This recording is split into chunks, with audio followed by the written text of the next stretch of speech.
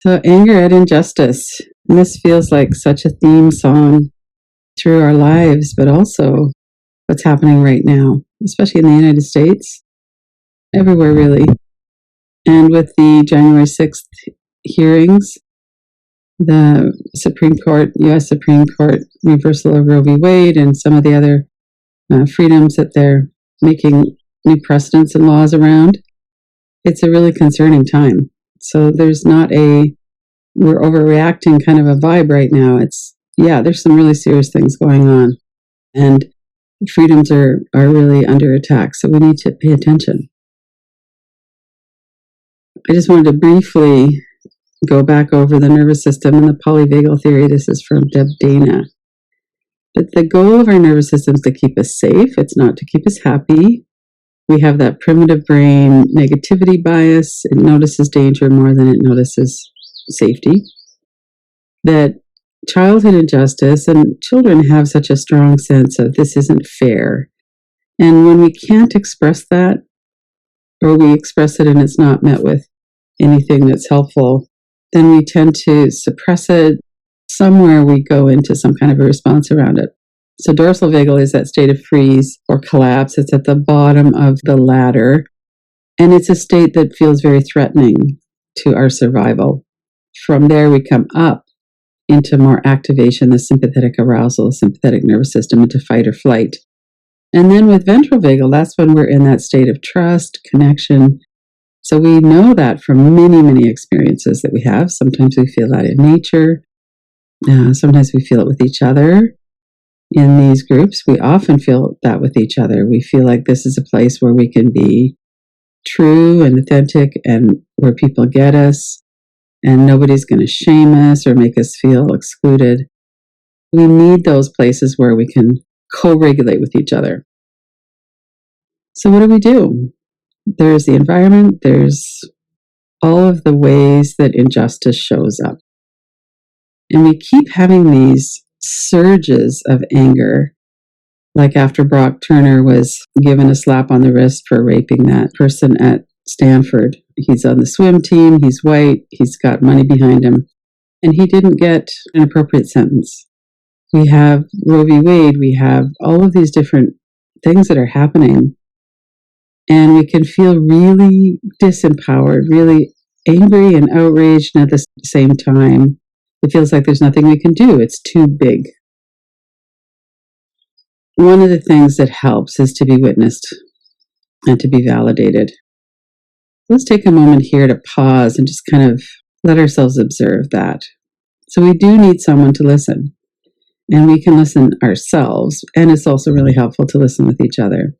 But we need to be somewhat emotionally regulated, and that's kind of the ongoing theme about our relationships with others, is we need to be not suppressing our feelings, our experiences, and we need to be emotionally well regulated enough that other people feel safe to be with us and they want to be with us.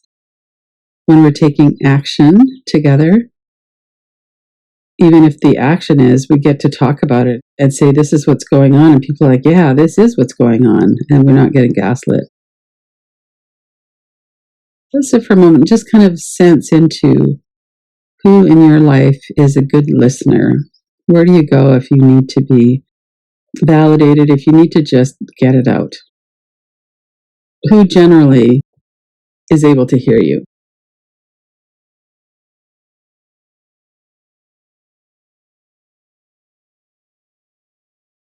And notice what that feels like. And it might be that there's not anybody, or maybe not very many people, who you can be like that with, who you can really be.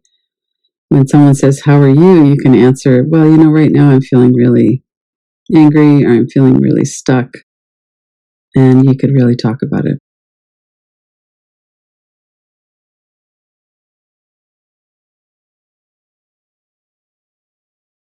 And when we are thinking about taking some kind of action, we need to be doing that in an environment of safety, of we're not alone.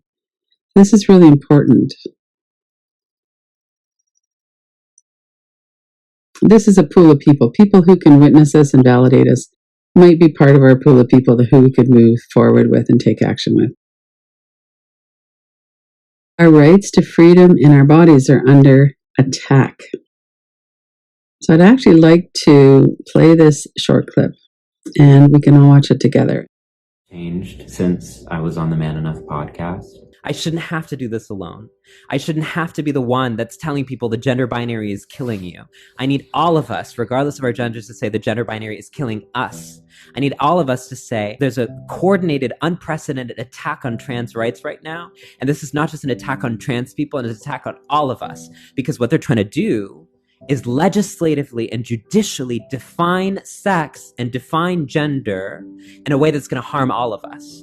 Because what they're trying to do is say that gender and sex are fixed. What I want everyone in this room to understand is nothing in this world is fixed.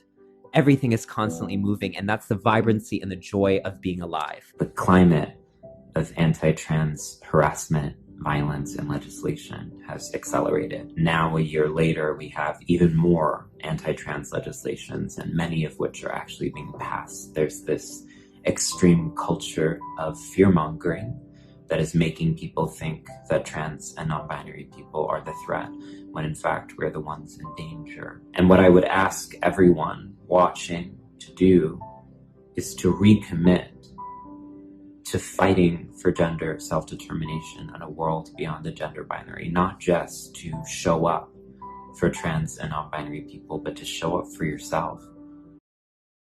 Let's just sit for a moment and reflect on what they said. So this is Alok Vaidmanan. You can watch it again on Instagram through that clip or follow some of their other work. What they're saying is we need to be together on this. We need to see the intersectionality. The rights of everyone are important. And even on a practical level, none of us are free until all of us are free. And so when we're looking at these different ways that the right wing is attacking our freedoms, it's really important to have a broad view. Talking about specifically here is gender identity. And there are a lot of other threads that come into that as well. They've done some really wonderful interviews. The Man Enough interview that they referred to is one, and Glennon Doyle also did another one on We Can Do Hard Things, a 2-part interview that was very good. Right, so as we come back into this inquiry, one of the things we do when we're looking at our nervous system is we're looking to see, is our neuroception or our perception of threat accurate? And it seems like that's a big yes right now. So again, we're working with the situation in the United States specifically. However, there is a rise in authoritarianism worldwide, and the kinds of things that are going on in the United States aren't just affecting people in the United States. And even if they are, it's still worth getting engaged with, whether we're American or not. So let's tap into this. Right now, we can use all the tools we have to know that we're safe in this moment. Right now, in this moment, we're doing an inquiry. We're bringing things forward. We're safe, so we can use our eyes to notice that, look around the room. Take some deep breaths, relax our body. And as we're doing this, we're going to see if you can feel in your body the no. This is wrong. I've not given consent to this. This determination that this has to change. It's not just.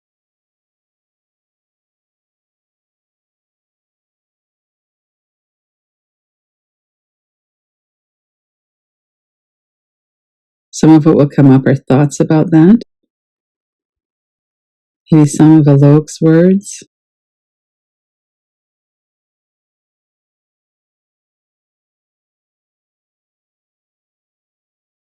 And you might not be able to feel the anger if you're in a state of freeze or hopelessness. So give this some time. See if you can bring forward whatever it is you feel and notice where in your body that you feel it. Where do you feel this deep anger? We're under attack.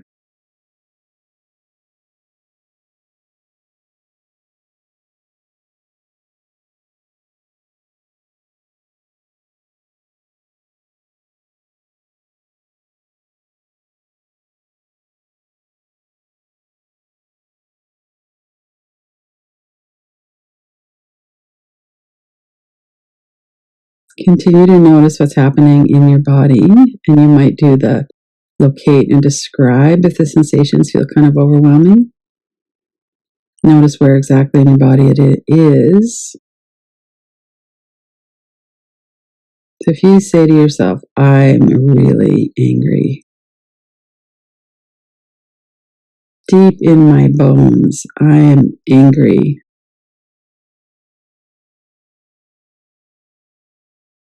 Where does that show up in your body? What does it feel like? Is it something that's okay for you to stay with? Is it kind of uncomfortable? Is it hot or cold? Let's stay with the sensation first.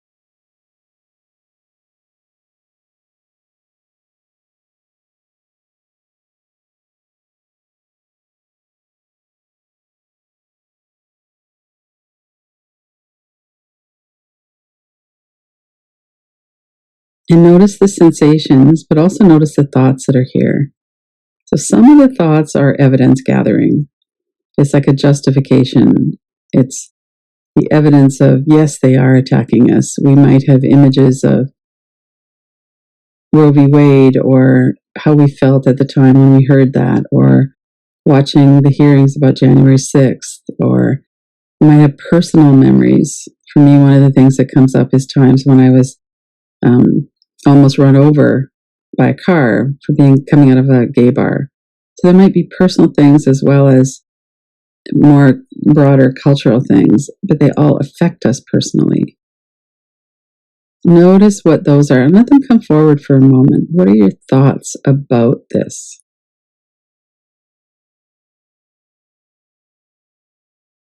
What's the evidence that it's true? Our rights and freedoms are being taken away. How do you know that's true?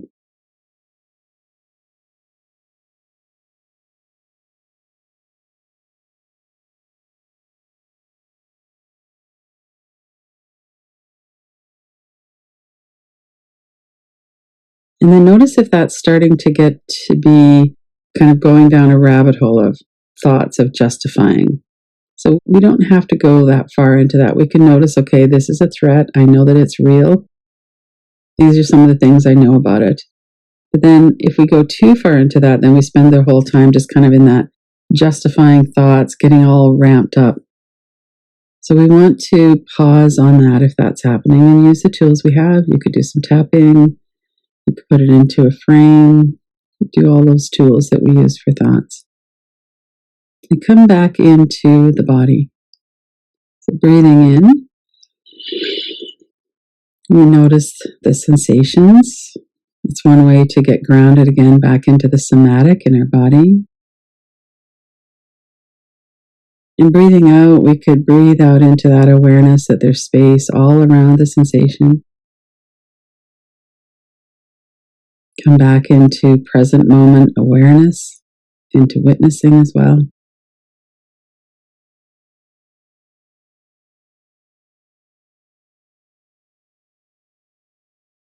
And then as we're regulated in the safety of this moment, turning your attention back into that bone deep anger, the no that you feel in your body and your heart. This is wrong. I have to do something. I have to engage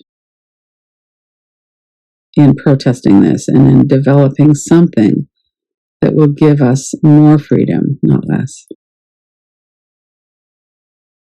Stay with your body. Feel into that. Where do you feel that no?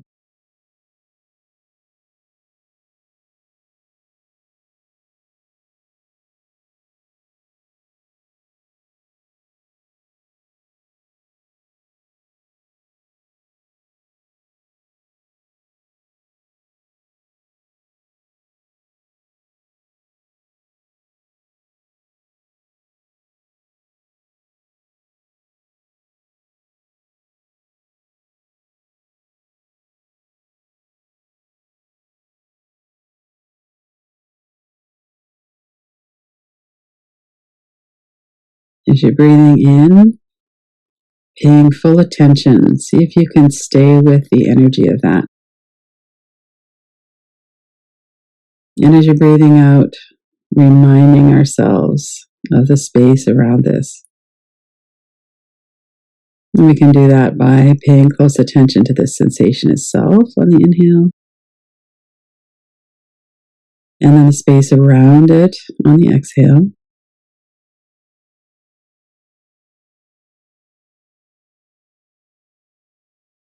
And let come forward some kinds of actions that you might take. What might you do around injustice? Who might you do it with? For some of us, it will be educating ourselves and maybe writing a check or sending emails or hosting voter registration parties at home, or some of the simpler, or not necessarily simple, but not directly related activities like a community garden or volunteering, or things that help us to feel and know in our body that we're not alone. There are a lot of people who feel the way we do. So staying regulated, staying aware of the energy in your body, this know, where might that take you next? Let's let that develop a bit.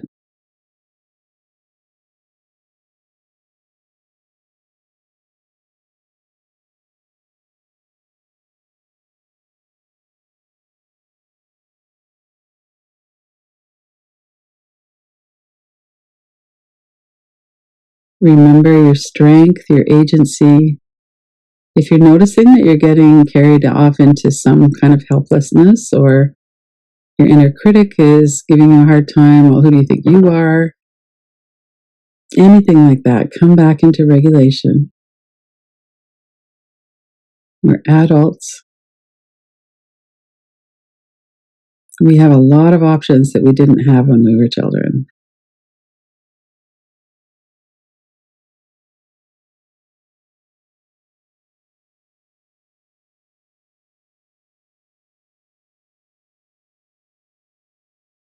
And there's no right or wrong answers to this.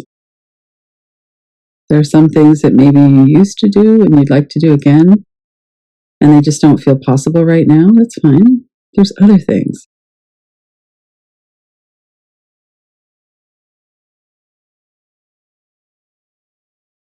No, this is not okay with me, and I'm going to do something. What is it? What is that something? Where does it start? We don't need to know all the steps, but where might it start?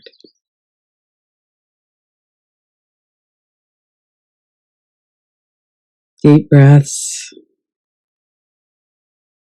Relax your shoulders, your jaw.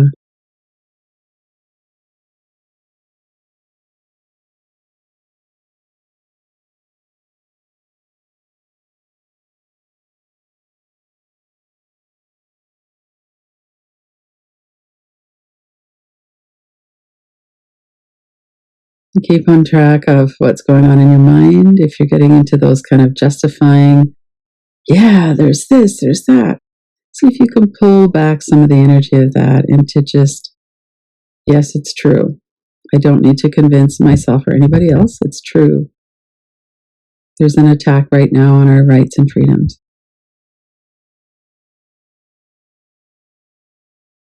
If you're feeling like you're in a kind of a freeze about this, see if you could just bring some energy into your body. Breathe a little bit more deliberately.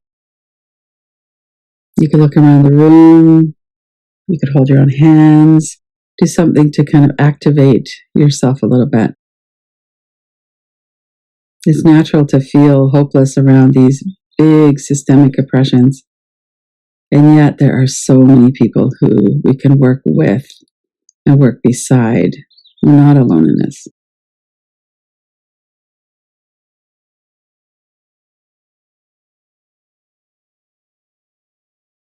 And visualize yourself in some detail, whatever your next step might be. And for those of us who are on this call, in this community get together, it will be sharing with other people perhaps, and noticing how that feels.